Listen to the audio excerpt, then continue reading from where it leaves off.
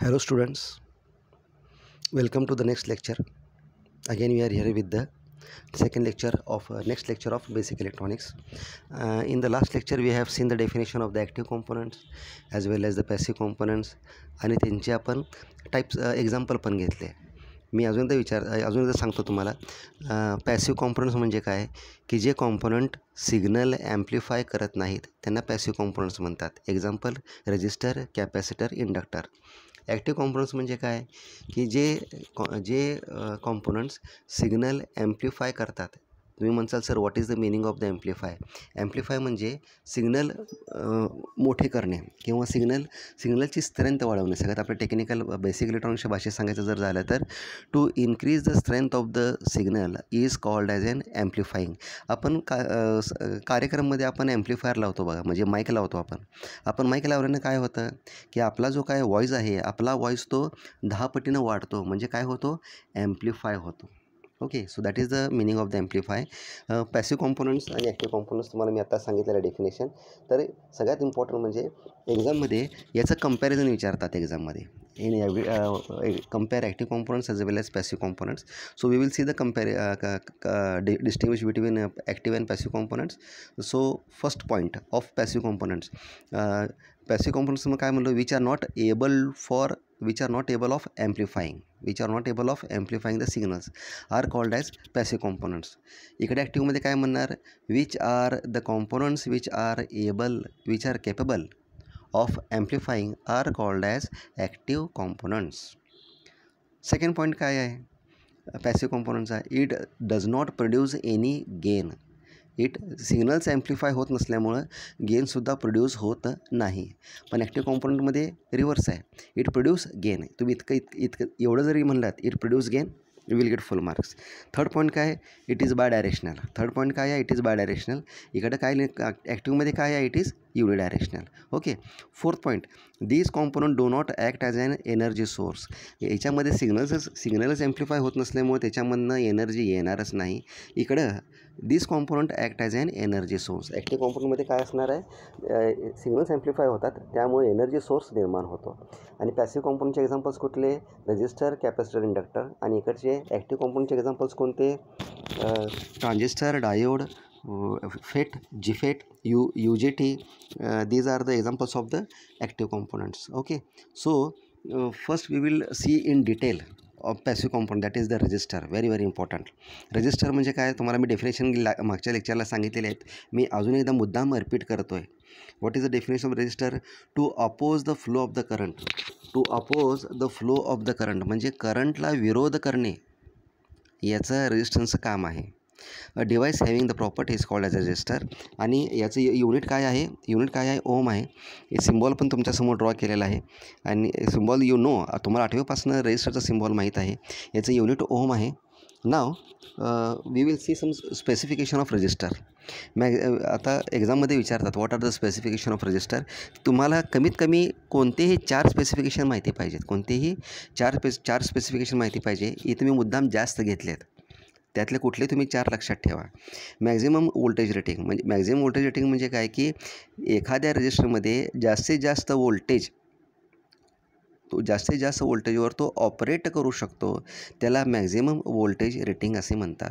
The maximum voltage at which the resistor can operate without damaging और without failure is called as maximum voltage rating. Second point, temperature coefficient of register.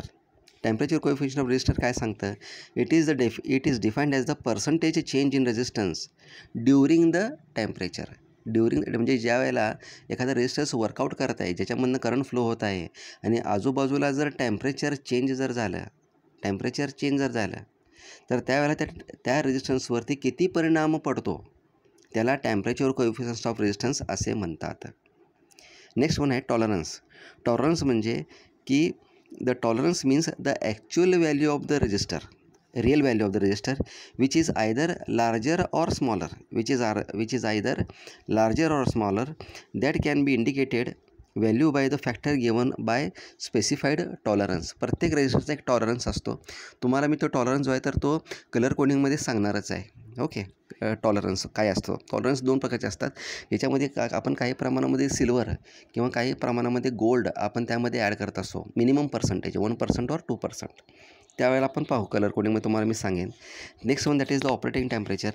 The maximum temperature at which the resistor can operate without damaging or without failure is called as a operating temperature. Next one आहे weightage.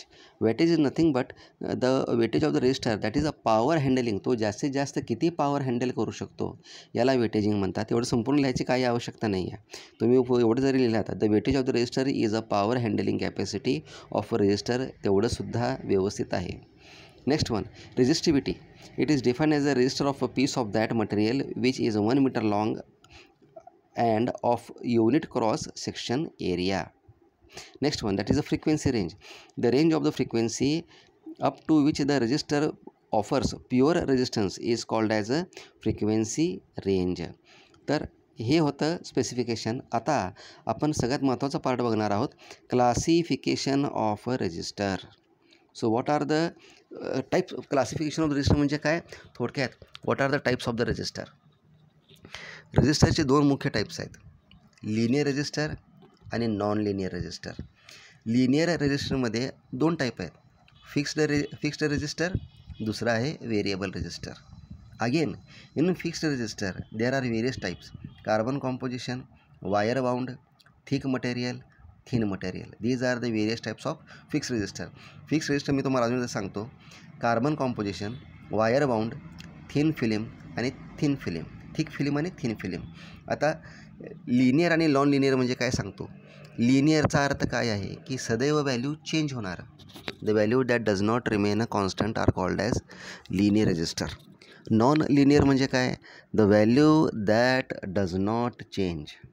The value that does not change and always remain constant are called as non linear resistor. Linear रजिस्टरमध्ये काय आहे? 2 type आहेत तुम्हाला मी सांगितलं, fix आणि दुसरं variable. तुमच्या समोरच आहे ते फिक्स आणि व्हेरिएबल. फिक्स रजिस्टर काय आहे? फिक्स रजिस्टर म्हणजे ज्याची व्हॅल्यू फिक्स असते, ज्याची व्हॅल्यू कधीही चेंज होत नाही, त्याला फिक्स रजिस्टर असे म्हणतात. दुसरं व्हेरिएबल रजिस्टर. व्हेरिएबल म्हणजे काय? चेंज होणारं, म्हणजे ज्याची व्हॅल्यू सदैव चेंज होत असते त्याला व्हेरिएबल रजिस्टर असे म्हणतात. आता फिक्स रजिस्टरमध्ये 4 टाईप आहेत. कोणते कोणते? कार्बन, जो रजिस्टर कार्बनपासून बनलेला आहे त्याला कार्बन रजिस्टर म्हणतात.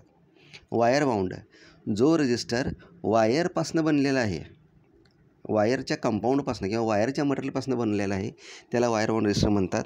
परत याच्यामध्ये एक थिक फिल्म, कार्बनची थिक फिल्म असते, त्या थिक फिल्मपासूनसुद्धा रजिस्टर करतात, त्यामुळे त्याला थिक फिल्म रजिस्टर म्हणलेला आहे. आणि थिन फिल्म, ज्याची कार्बनची फिल्म अगदी नाजूक असते, अगदी कमी साईजची असते, मायक्रोमध्ये असते, त्याला थिन फिल्म कार्बन रजिस्टर्स असे म्हणतात. हे झाले फिक्स्ड टाईप्स रजिस्टर. आता व्हेरिएबल रजिस्टर. व्हेरिएबल रजिस्टर म्हणजे काय? ज्याची व्हॅल्यू सारखी चेंज होते, ज्याची व्हॅल्यू सारखी चेंज होते. व्हेरिएबल रजिस्टरमध्ये 3 टाईप आहेत, पोटेन्शिओमीटर आहे, ट्रिमर आहे, वायर बाउंड आहे.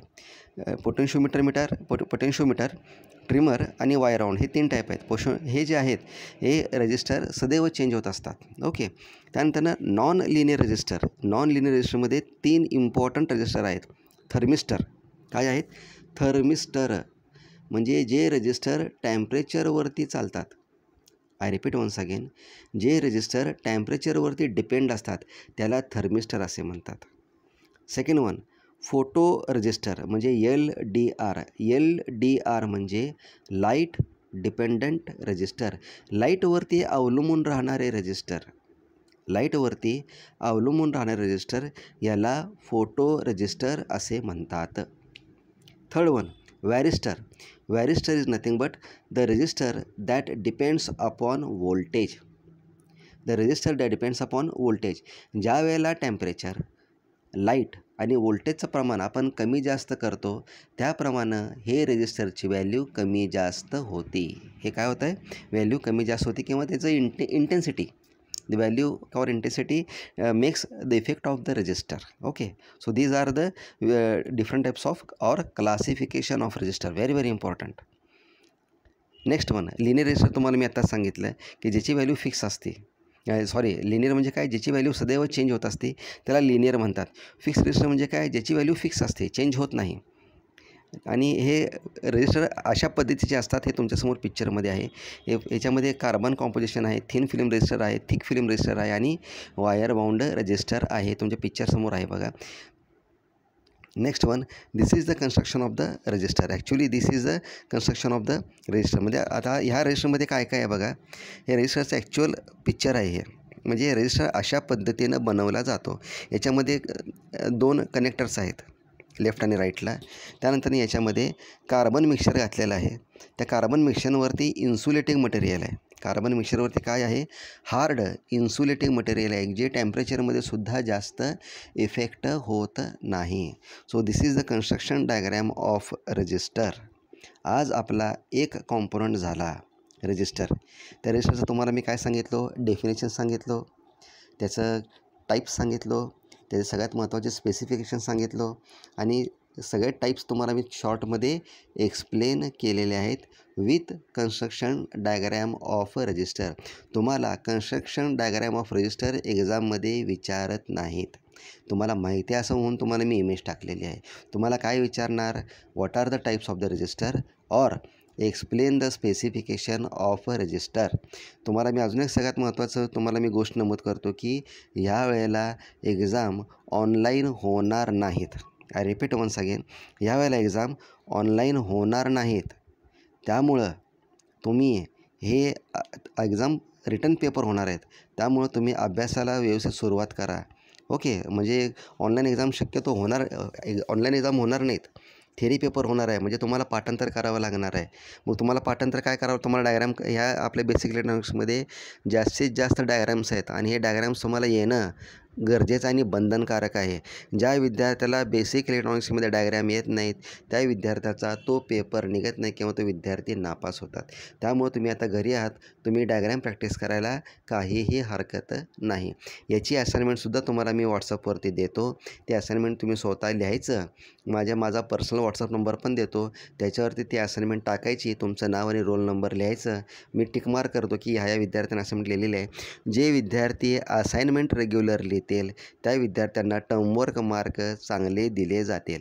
जे विद्यार्थी असाइनमेंट लिहिणार नाहीत तर टर्मवर्क मार्क तुम्हाला मिळणारच नाहीत. टर्मवर्क मार्क म्हणजे काय की त्या विद्यार्थ्यानं 3 महिन्यामध्ये त्या विषयाचं असाइनमेंट किंवा अभ्यास कशा पद्धतीने केलेला आहे याला टर्मवर्क मार्क आहेत. त्यामुळे तुम्ही स्वतःहून तुमचं नुकसान करू नका. ओके, आणि मी जे काय क्वेश्चन्स टाकणार आहे ते क्वेश्चन्स फक्त 2-2 मार्काचे असणार आहे, जास्त मोठे प्रश्न नाहीत.